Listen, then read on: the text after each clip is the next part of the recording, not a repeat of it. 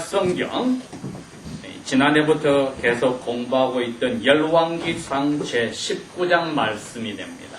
구약성경 549페이지 열왕기상 제19장 1절 말씀부터 읽겠습니다.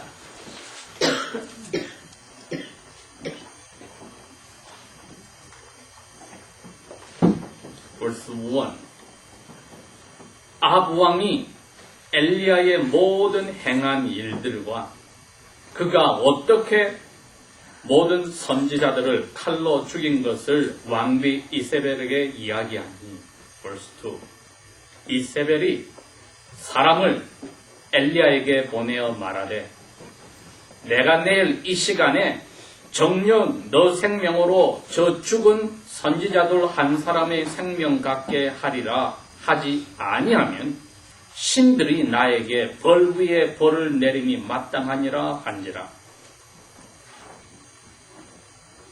엘리야가 이 일의 형편을 보고서 일어나 자기 목숨을 위하여서 도망하여 남쪽 유다 나라에 있는 부엘세바 도시에 이르러 자기의 노예를 그곳에 머물게 하고 스스로는 광야로 들어가서 하루 길쯤을 걸어가 한 로뎀나무 아래에 앉아서 죽기를 구하여 기도하되 여호와여 이제 실컷 살았으니 지금 내 생명을 가져가옵소서. 나는 내 조상들보다도 좋은 삶을 살지 못하나이다 하고 verse 5 로뎀나무 아래에 누워서 자더니 천사가 어루만지며 말하되 일어나서 먹으라 하는지라. verse 6 일어나 본즉 머리맡에 숯불에 구운 떡과 한 병 물이 있더라. 이에 먹고 마시고 다시 누웠더니 verse 7 여호와의 천사가 또다시 와서 어루만지며 가로되 일어나서 먹어라. 너가 길을 갈 때 이기지 못할까 하노라 하는지라. verse 8 이에 일어나서 먹고 마시고 또 그 음식의 힘을 의지하여 40일 낮과 40일 밤을 걸어서 하나님의 산 호렙산에 이르니라. 아멘.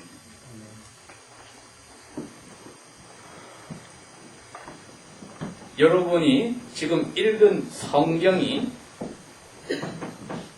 맨 앞쪽에 보면은 성경전서라고 되어 있고 그 다음에 이제 들어가면은 구약성경이라고 되어 있습니다. 구약성경, 그 밑에는 신약성경. 구약이란 말은 오래된 약속, 신약은 새로운 약속입니다. 그게 바로 우리가 지금 근 3개월 동안에 공부하고 있는 내용입니다. 원어로 우리가 한자로 풀어서 언약이라고 합니다.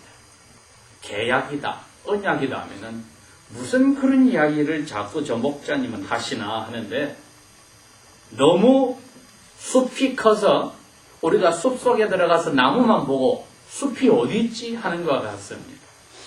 성경 전체가 언약입니다. 두 권의 언약이라는 책을 옛날 언약책이 구약이라는 말입니다. 새 언약책이 신약입니다. 두 권을 하나 묶어서 성경전서가 되었으니 우리가 언약에 대해서 지금 자꾸 이야기가 나올 때 도대체 성경에 없는 그런 이야기인가 했을 때 아닙니다. 성경 전체가 두 권의 언약을 묶어 놓은 것을 이야기합니다. 자, 오늘 왜 이 이야기가 나와야 되냐 하면은 19장에 들어가서 오늘 이 일어난 일들은 하나님께서 한번 약속을 하면은 절대로 거짓말하고 어기지 않고 지키시는 것을 오늘도 보여주는데 근 2850년이 지난 오늘 우리에게도 이것이 아주 가깝게 다가옵니다. 왜? 우리가 나이가 들어간단 말은 좋은 점도 있고 안 좋은 점도 있습니다. 물론 성년이나 예나처럼 16살이 되고 나면 더 이상 자라고 싶지 않고 그대로 있으면 좋겠다. 왜? 이상하게 16살 지나고 나니까 몸이 점점 피곤해진다. 무슨 어른 애 같은 소리를 하지만은, 옛날 16살이면 벌써 시집가서 애를 낳았을 엄마가 되었으니, 그렇게 보면 16살이 너무 많이 자란 거지요. 물론 또 장모님은 더 잘하고 싶을지 모르지. 그래서 아빠보다도 형들보다 키가 더 클 수도 있겠다. 그러나 나이가 많아지면 안 좋은 게 또 생기는 게 뭐냐? 마음이 점점 시꺼매지는 겁니다. 거짓말 숫자가 늘어나는 겁니다. 자기가 하는 거짓말은 보이지 않는 화살촉이 되어서 자기 양심을 콕콕 찌르니 양심이 편하지가 않습니다. 그러니 이마에 주름살이 생기고 좀 더 나이가 들면 흰머리가 나오고 하나님 앞에 고개를 숙일 때 가슴이 뜨끔하여서 회개기도가 나오게 됩니다. 그러나 하나님은 우리가 이처럼 뻔뻔스럽고 어떤 때는 죄를 즐겨 짓는 것을 알면서도 이렇게 약속한 겁니다. 너희들이 세상에 태어나기도 전에, 이 세상을 아예 만들기도 전에 나는 아버지로서 아들인 아들 하나님 메시아와 약속을 하였다. 사람이 우리를 닮아서 영원히 아름다운 사람을 만들어 놓았는데 타락한 천사인 사탄의 꾀임에 빠져서 스스로 마음이 더러워질 때에 내가 처음 사람을 만들 때 한 약속에 따라서 벌을 내리되 자손 대대로 그 벌을 받되 내 벌이 너무 크기 때문에 내가 아들 하나님을 사람으로 보내서 내가 내리는 벌을 다 받게 하겠다고 에베소서 1장 6절에서 11절에 하나님이 세상을 만들기 전에 아버지와 아들 하나님이 약속을 했다는 겁니다. 말로서 한 약속이라서 언약, 말씀은 자의 약속이 아니자. 말씀으로 약속을 했다. 여러분, 정말 멋진 사람은 서류에 사인을 할 필요 없이 말을 그대로 했을 때 그대로 지키는 사람이 멋진 사람입니다. 하나님은 말씀으로 약속을 해서 그대로 지키는데 말씀할 때 약속을 이렇게 합니다. 내가 이 약속을 어기면은 내 몸을 짐승을 쪼개 죽이듯이 내가 쪼개 죽이겠다고 자기의 생명을 걸어놓고 맹세를 하고 약속을 하셨다고 했습니다. 그렇기 때문에 처음 조상인 아담과 그의 아내가 사탄의 꾀임에 빠져서 아내가 먹지 말라고 하는 선악을 알게 하는 나무의 열매를 따먹었을 때 남편은 아내가 만들어지기 전에 여호와 하나님과 약속을 했습니다. 이 나무의 열매를 먹으면 너 영혼이 나하고 끊어져 죽는다. 부부 사이가 죽어서 이혼하듯이 영혼이 죽는다고 약속을 했는데도 아내가 먹는 것을 그대로 두고 아내가 자기 보고 먹으라고 할 때에 이걸 먹으면은 하나님하고는 끊어지는 것을 알면서도 먹었습니다. 이게 하나님보다도 죽어가는 아내를 더 사랑하는 죄를 지은 것이지요. 아내라는 선물을 주신 하나님보다도 선물의 눈이 뺏겨버린 아담은 알고 지은 죄기에 그날 오후에 하나님이 나타났습니다. 아담아, 너가 어디 있느냐? 나무 뒤에 지금 아담과 그 아내는 벌거벗었다고 감람나무에 큰 잎사귀를 떼어서 치마를 두르고 숨었을 때에 아담이 어디 있는지 몰라서 묻는 게 아닙니다. 아담아, 너 정신이 어디 갔느냐를 묻는 겁니다. 선물로 준 여자에 뺏겨서 나 하나님을 배반하는 뻔히 알면서도 벌이 얼마나 무서운 줄 알면서도 너는 그 죄를 알고 스스로 지었는데 너 정신이 어디 갔느냐고 묻는 겁니다. 아담이란 말의 뜻이 다른 뜻이 아닙니다. human being입니다. 사람이란 뜻이기도 합니다. 첫 번째 사람은 고유명사로 이름도 아담이고 모든 이 세상의 사람은 하나님이 남녀 전부 다 아담이라고 원어에는 이야기를 합니다. 그래서 오늘날도 그 약속을 하신 하나님께서 아담에게 와서 너 아내를 깨워서 나하고 약속을 무너뜨리고 어기게 한 그 마음의 뱀의 마음속에 있는 사탄에게 내가 약속을 하겠다 하고 아담과 그의 아내가 귀를 바짝 대고 지금 기다리고 있을 때 이야기합니다. 사탄 너와 너가 꾀인 이 여자가 원수가 되고 이 여자를 내가 죽이지 않고 아들이 태어나게 하여 이 여자의 아들과 사탄 너를 따르는 악한 무리와 원수가 되게 하고 이 여자의 아들을 따르는 무리와 사탄 너를 따르는 무리가 원수될 뿐 아니라 이 여자의 아들이 훗날에 사탄 너의 머리를 깨어버려서 너를 완전히 죽여버리는 힘을 없애버리는 일을 하고 너는 기껏해야 여자의 아들의 발꿈치를 무는 정도밖에 못할 것이다 하고 서로가 원수되게 함으로써 그때부터 하나님과 하나님이 다시 용서해 준 아담과 그의 아내와 그리고 사탄과 사탄의 마음을 가지는 악한 영들과 믿지 않는 사람들 사이에는 미워하는 전쟁이 시작이 됐습니다. 오늘날까지 이 눈에 보이지 않는 전쟁은 계속되고 있습니다. 전 세계에서 이 나라에 특이한 한 단체가 있으니 ACLU라고 해서 American Civil Liberty Union 주로 변호사들이 중심이 되어서 이 미국 땅에 기독교라고 하는 시도 말살을 하려고 모든 사람들이 기독교인이 조금이라도 뛰어나기만 하면 달려들어서 법정에 끌고 가서 심지어는 대법원까지 끌고 가서 고발하여서 어떻게 하든지 법에서 기독교 이름을 빼버리고 이 나라 전체가 기독교 정신이 사라지게 하는데 총동원을 하는 단체가 있습니다. 그 사람들의 눈에는 그리스도라는 말이나 크리스마스라는 이런 것 자체는 도저히 자기들이 받아들일 수 없다고 생각하기 때문에 에덴 동산에서 하나님이 선언한 악한 영을 따르는 무리와 그리스도인 사이에 영의 전쟁은 오늘날까지 있습니다. 여러분.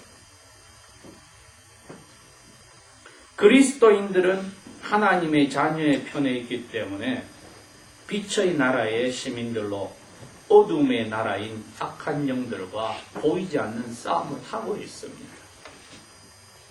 예수님이 그래서 오셔서 그랬습니다. 나는 이 세상에 평화를 주러 온 게 아니고 싸움에 불을 던지러 왔다. 아내와 남편이, 부모와 자식이, 형제가 자매가 서로 싸우게 내가 왔다. 그게 무슨 말이냐면은 하나님의 아들, 딸이 되고 나면은 하나님을 믿지 않는 사람들의 마음에 악한 영이, 사탄이 하나님의 아들, 딸들을 미워하게 만들어버려서 전쟁이 일어나게 하는 겁니다. 그러니 예수님이 자기를 믿는 사람들을 만들면 그 사람들은 뭐가 됩니까? 갑자기 믿지 않는 엄마, 아빠하고 원수가 되고 미워하게 되고 믿지 않는 부모, 형제, 자매하고 친구들하고 사이가 갈라지기 시작합니다. 여러분 조심할 일이 그겁니다. 예수 믿는 사람들이 믿지 않는 사람들을 눈치를 보고 그 사람들의 비유에 맞춰서 사는 순간에 여러분은 전쟁터에서 적군에게 총과 무기를 포기하고 항복한 배반자와 같습니다. 그것도 모자라서 믿지 않는 사람들과 젊은 사람들이 데이트를 하여서 결혼을 꿈꾸고 있으면 그야말로 자기 그 죄를 위하여서 십자가에 못 박힌 예수 그리스도를 십자가에 다시 못 박는 것과 같습니다. 여러분 생각을 정말 해야 합니다. 자, 이처럼 에덴 동산에서 이 말씀으로 하신 약속을 이루려고 하나님이 오늘날의 이락 땅에서 조상들이 믿던 하나님을 배반하고 마귀를 섬기던 아브라함을 불러내어서 오늘날의 이스라엘 땅으로 불러놓고 이스라엘의 나라를 만들었더니 이 나라가 은혜를 배반하고 마귀를 섬기는 왕비를 만나서 왕으로부터 왕비가 데리고 온 선지자들, 마귀를 섬기는 선지자들의 뜻을 따라서 사람들이 다 마귀를 섬기는 나라가 되었다 했을 때에 그 나라에 보이지 않는 왕이 되며 신이 되겠다고 약속한 여호와는 너희들은 나를 배반해도 나는 너희들을 배반하지 않겠다는 것을 보여주는 겁니다.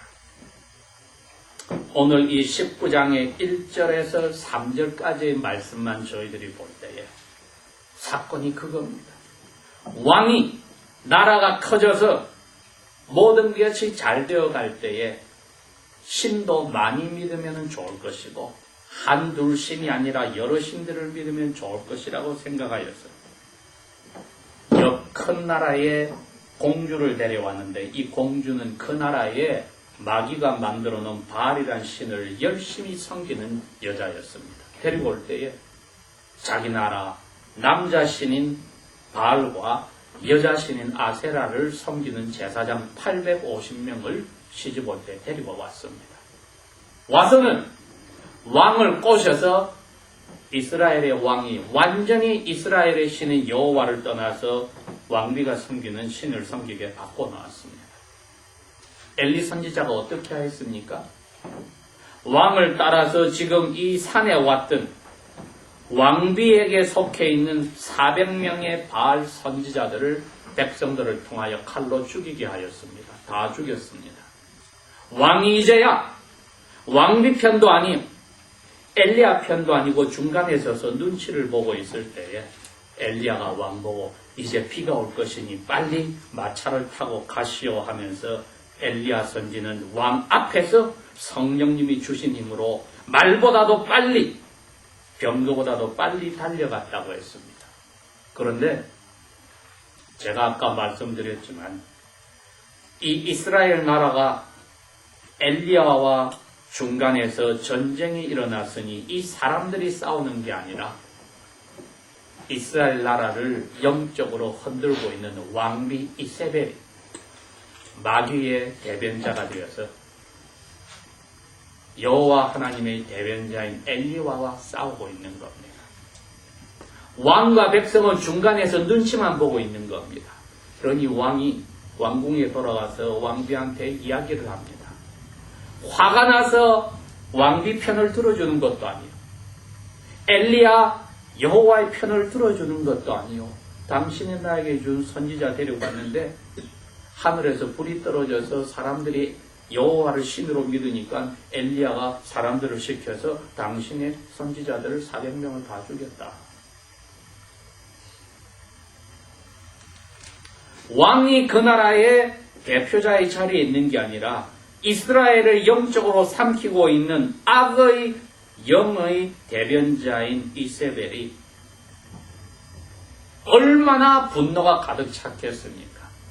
내가 믿는 신이 이 나라에서 쫓아낸 여호와란 신에게 졌다고? 그리고 나의 선지자들을 그 선지자 엘리야가 죽였다고? 그러면 그 엘리야를 죽여야 되겠다고 생각을 하였는데 성경에 보니 죽이지를 못했습니다. 자기 신하를 보내서 칼로 목을 쳐라 해야 되는데 아닙니다. 가서 이야기합니다. 24시간 후에 너를 내가 죽이지 못하면은 내가 믿는 신이 나에게 벌을 내릴 거다. 이거 무슨 화를 내는데 이런 식으로 푸는 사람이 있습니까? 여러분 성경에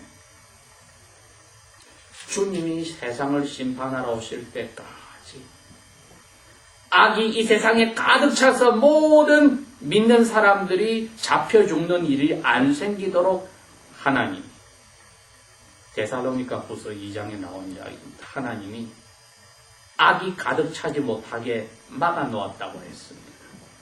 지금 이세벨 왕비가 그렇게 된 겁니다.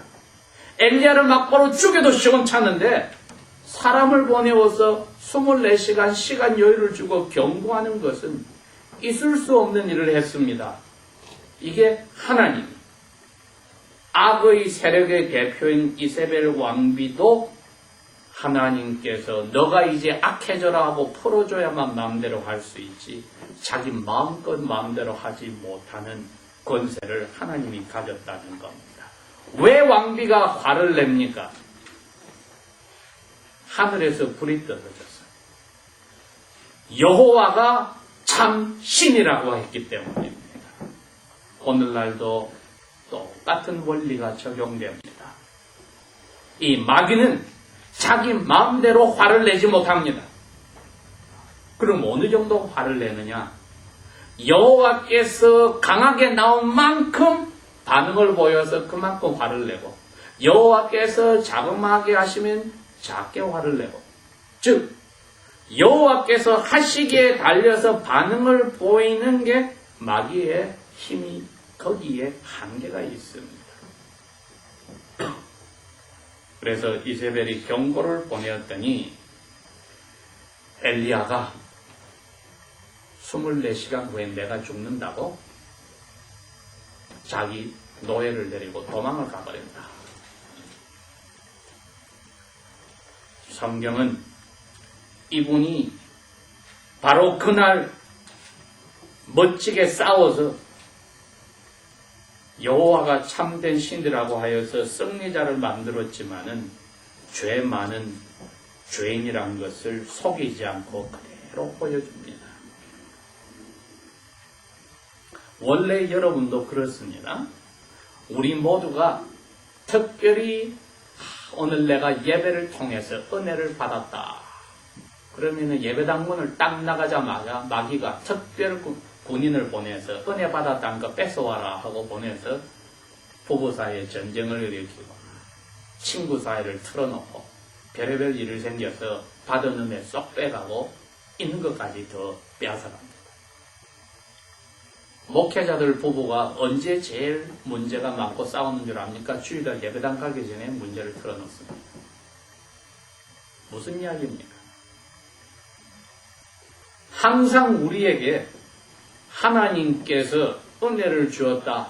하나님의 편에서 내가 이런 일을 하였다고 했을 때 잠깐만 너 그렇게 하면은 마귀가 너 잡으려고 곧 쫓아올 거 넘어질 수 있으니까 조심해 하는 뜻이 됩니다. 그래서 하나님의 은혜로 모든 것이 이루어졌습니다 하고 겸손해지지 않으면은 성경에서 우리가 넘어지니까 조심하라고 했습니다. 아니다 다를까 엘리야는 자기 목숨이 갑자기 중요하게 된 이유가 하나님을 100% 믿었던 데에서 갑자기 이세벨 왕비가 죽인다는 말이 더 믿어졌습니다. 자기를 죽인다는 왕비가 정말 죽인다고 믿었습니다. 막아주는 하나님이 100% 믿어지지 않으니 아유 큰일 났구나 하고 도망을 가버렸다고 했습니다. 그런데 우리가 4절에서 7절을 읽어보니까 하나님이 불쌍히 보아서 먹여주고 채워주고 하잖아요. 엘리야나 우리와 다른 점이 없습니다. 하나님이 물론 엘리야가 자기 목숨을 건지려고 도망간 것을 잘했다고 결탄코 이야기하지 않습니다. 오히려 하나님은 우리에게 성경을 통하여 너희들이 나를 믿는데 사람들이 죽이려고 해? 도망가! 괜히 나타나가지고 억울하게 잡혀서 죽지 마. 너 목숨이냐 여호와냐 너 목숨이냐 그리스도냐 할 때는 목숨 건지려고 나를 배반하는 그런 죄는 짓지 말으더라도 나를 믿는다고 해서 사람들이 너를 죽이려고 잡으러 와 도망가. 자문에는 그렇게 되어 있습니다. 어리석은 사람은 어려울 때에 나타나서 고생을 하고 지혜로운 사람은 환난 날에 피하느니라.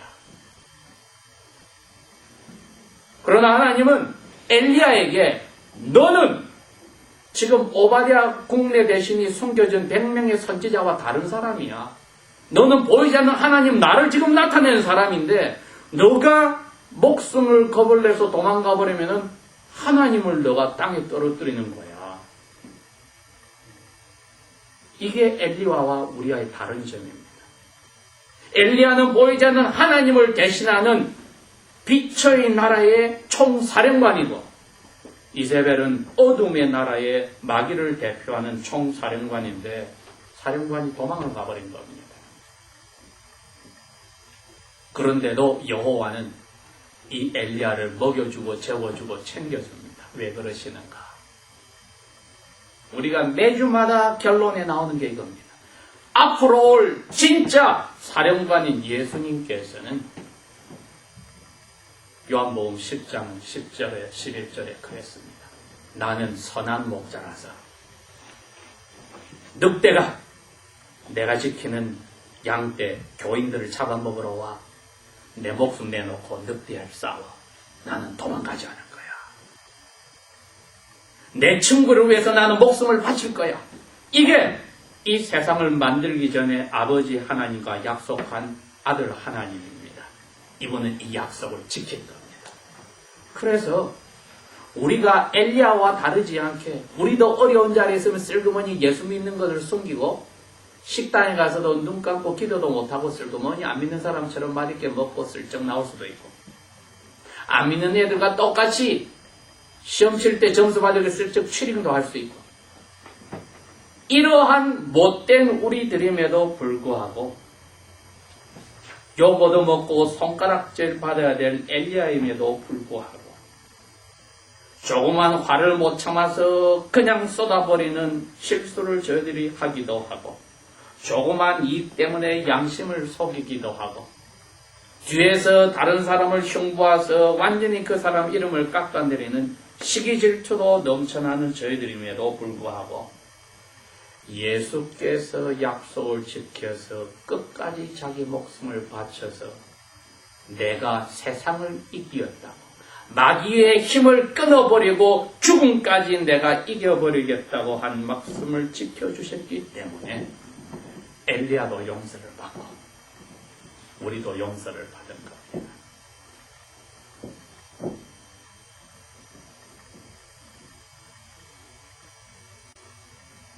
언약의 메시아를 우리가 어찌 배반할까?